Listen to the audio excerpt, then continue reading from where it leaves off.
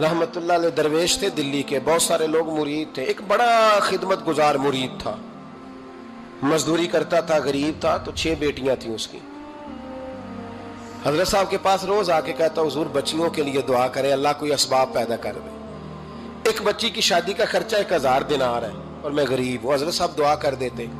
خانقاہ شریف کے تھوڑے ہی فاصلے پر، حضرت جہاں بیٹھ کے مریدوں کی تربیت کرتے تھے، اس سے تھوڑا ہی فاصلے پر نا ایک عیسائی رہتا تھا، بڑا مالدار تھا، بڑی سارے اونٹ، گائیں، بھیڑ، بکریاں رکھی ہوئی تھی، اور حضرت شرف الدین رحمت اللہ علیہ کی بڑی مخالفت کرتا تھا۔ اور یہ جو آپ کا غریب مرید تھا، یہ اس کا پڑوسی تھا، ایک دن بلا کے نا ان کو کہنے لگا کہ تو کدھر جا کے جو ہے وہ ٹکرے مار رہا ہے، وہاں سے کچھ نہیں ملنے والا، وہ تجھے کیا دیں گے جن کی خانقاہ خود چندے پہ چلتی ہے، مدرسہ چندے پہ چلتا ہے، مسجد چندے پہ چلتی ہے، تیری بیٹی کا معاملہ کہاں حل ہوگا؟ تو اس درویش نے کہا کہ تو میرے پیر کو نہیں جانتا، تو مجھے میرا محبوب نہیں ڈٹھا، تو پتہ نہیں نا، تو اس رستے کا مسافر نہیں، تو نہیں جانتا، ان کا بس چلے نا تو وہ ہر قیمت میں میری بیٹیوں کی شادی کرا دیں۔ اب وہ عیسائی تھا، کہنے لگا اچھا چلو ٹھیک ہے، اگر اتنی بات ہے نا تو جاؤ ان سے جا کے کہہ دو کہ 6 سال کے لیے میرے ساتھ معاہدہ کر لیں، وہ میرے جانوروں کو چارہ ڈال دیا کرے، 6 سال ڈیوٹی کرے، میں 6000 دینار دے دیتا ہوں۔ وہ میرے ساتھ 6 سال میرے جانوروں کو چارہ ڈالے، رکھتے ہیں نا آپ چارہ ڈالنے کے لیے ایڈوانس پیسے دے کے، اب تو لوگ انہیں بھی غلام ہی بنا لیتے ہیں، بڑی تھوڑی تنخواہ دیتے ہیں، ظلم کرتے ہیں، پورا معاوضہ نہیں دیتے۔ حضرت شیخ شرف الدین کے بارے میں وہ کہنے لگا جا اپنے پیر سے جا کے کہہ کہ میرے جانوروں کو 6 سال چارہ ڈالے، میں 6000 دے دیتا ہوں، تو جو کہتا ہے ہر قیمت پہ جانے کو تیار ہے۔ اس نے جب یہ بات کی تو مرید نے ناراض ہو گیا، وہ لڑائی ہو گئی، گریبان پکڑ لیا، جھگڑا ہوا، بات بڑی دور گئی، اس طرح کی بات کرتا میرے حضرت کے بارے میں، تیرے جیسے کئی میں وہاں کام پہ رکھا دوں۔ جب وہ بڑی بحث ہوئی، بات محلے میں، علاقے میں پھیل گئی، دنیا نے سن لی تو شیخ شرف الدین تک بھی پہنچ گئی۔ اس طرح جھگڑا ہوا ہے، لوگ سو گئے عشاء کی نماز کے بعد، حضرت صاحب نے نا سر پہ کپڑا لیا، اس عیسائی کے دروازے پہ دستک دی، وہ باہر آیا، فرمانے لگے لوگ تو سوچ سمجھ کے ملازم رکھتے ہیں، تو نے بھی تو سوچ ہی لیا ہوگا، تبھی تو مجھے آفر کی ہے، تو اپنی آفر پہ قائم ہے، واقعی مجھے رکھ لے گا اور 6000 دینار دے دے گا؟ کہنے لگا جا بابا کام کر اپنا۔ فرمایا نہیں، تو نے اتنے لوگوں میں بات کی، اتنی بحث ہوئی، تو قائم ہے؟ کہنے لگا میں تو قائم ہوں، پر آپ نے نہیں قائم رہنا۔ فرمایا میں سوچ سمجھ کے آیا ہوں۔ اس نے کہا آپ ڈیوٹی کریں گے، بحثوں کو چارہ ڈالیں گے؟ فرمایا ایک شرط، بس جب اذان ہو جائے نا تو مجھے رب کی نماز پڑھنے کی اجازت دے دینا، باقی صبح و شام جو تو کہے گا۔ اگر اس غریب کی بیٹیاں بیائی جائیں تو مجھے اور کیا چاہیے، اس کی 6 بیٹیوں کا بوجھ ہے اس کے سر پہ، تو مجھے رکھ لے۔ اللہ اکبر۔ وہ کہنے لگا چلے پہ میرے ساتھ خط بندگی کر لیں، آج کل ہم اسٹام کرتے ہیں، اس زمانے میں خط بندگی ہوتا تھا، غلامی کا خط، قاضی شہر کے پاس، یعنی اس کا خیال تھا کہ چلو اسٹام کی بات کروں گا تو بھاگ جائیں گے۔ فرمایا چل میں تیار ہوں۔ قاضی تک گئے، طے ہو گیا، 6000 دینار دے دیے۔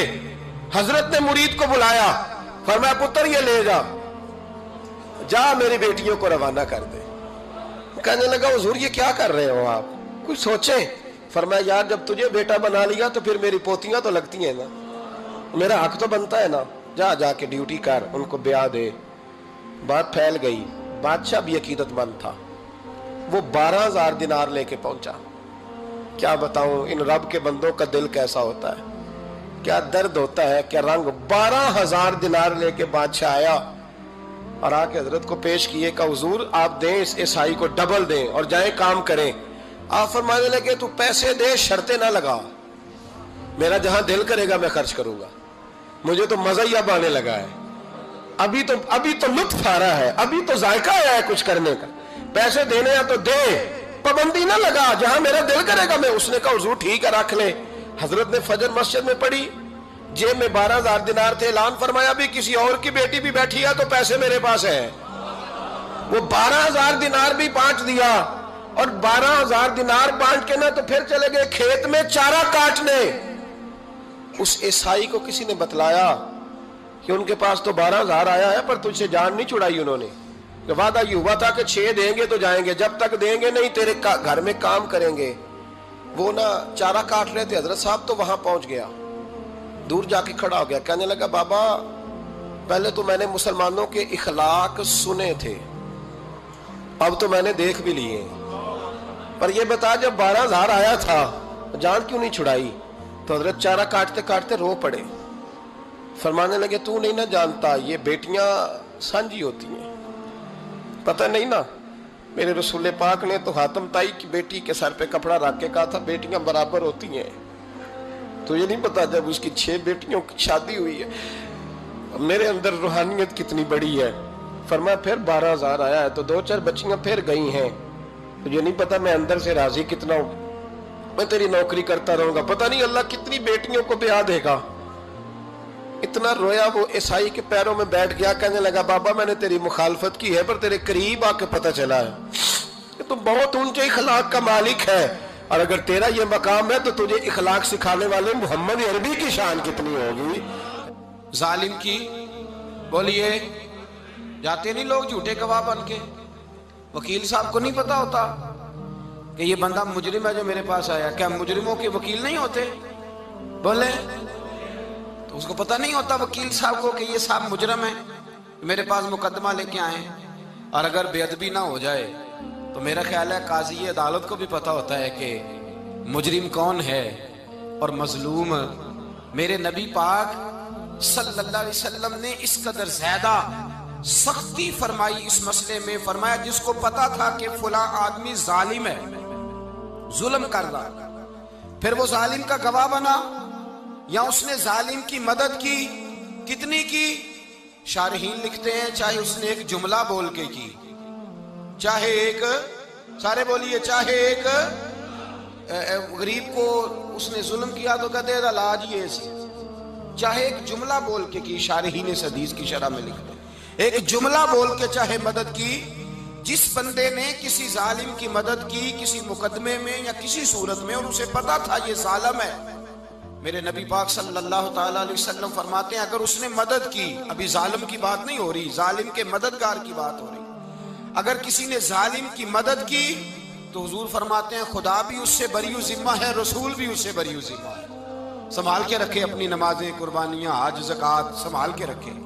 اگر ظالموں کا مددگار ہے، الیکشن آ لینے دے، آپ کو نظر آ جائے گا کون کون ظالموں کا مددگار ہے، نظر آ جائے گا۔ اپنی جیب سے لوگ پیسے دے کے ظالموں کی مدد کریں گے، ان کے فلیکس چھپوائیں گے، بورڈ لگوائیں گے، جیبوں سے پیسے دے کے۔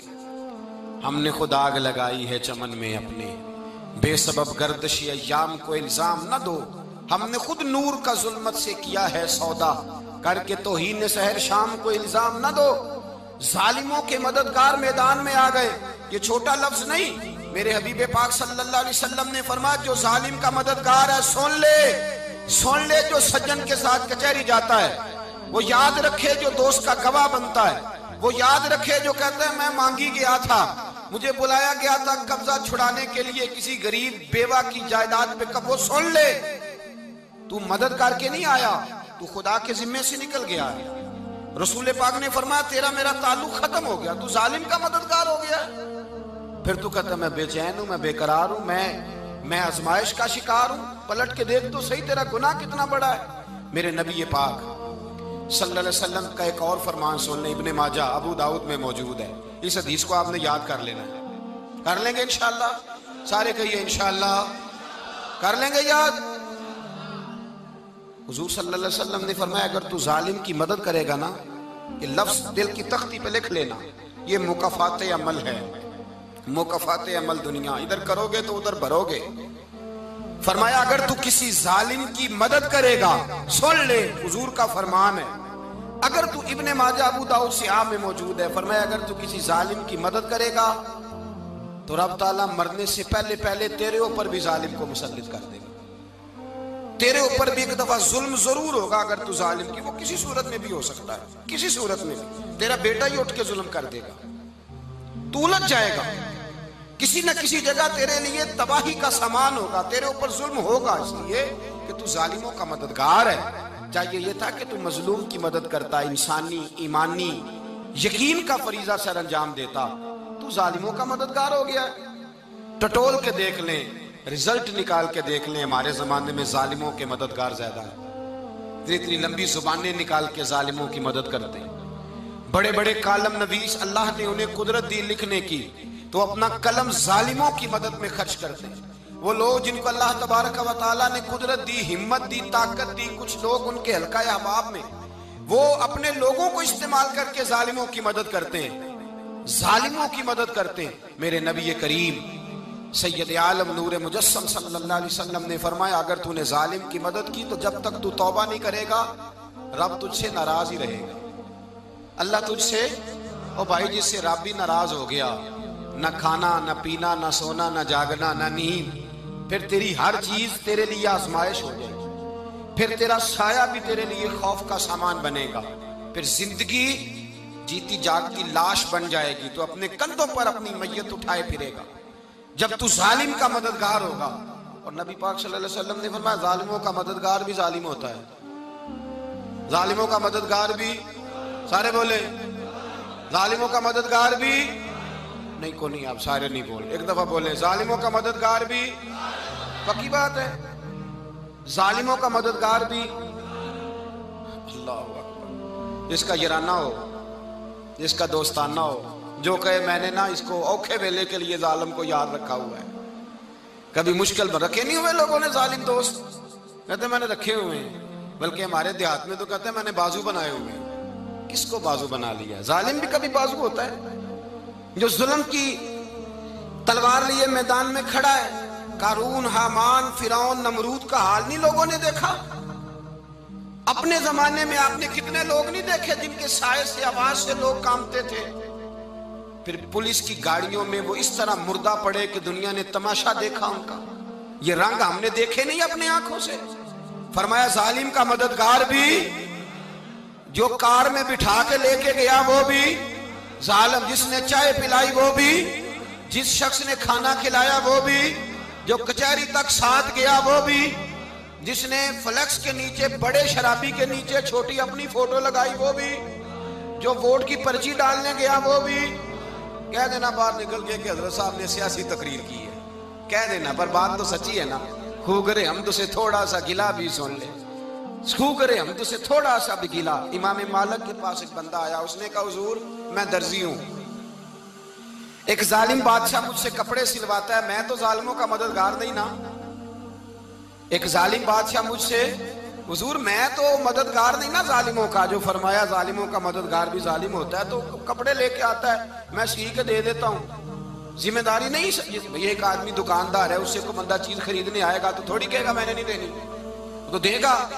کوئی بندہ اگر کسی شخص سے کوئی کام کہتا ہے جو اس کی فیلڈ ہے، اس کا شعبہ ہے، اس کا معاش کا وہ سلسلہ ہے، کہتے ہیں یا رسول اللہ صلی اللہ علیہ وسلم ظالموں کا مددگار بھی ظالم، حضور نے فرما دیا۔ تو امام مالک سے بندے نے مسئلہ پوچھا، دل کی تختی پہ لکھنے والی باتیں ہیں، کہا حضور میں درزی ہوں، ظالم کپڑے سلواتے ہیں، میں تو مددگار نہیں نا۔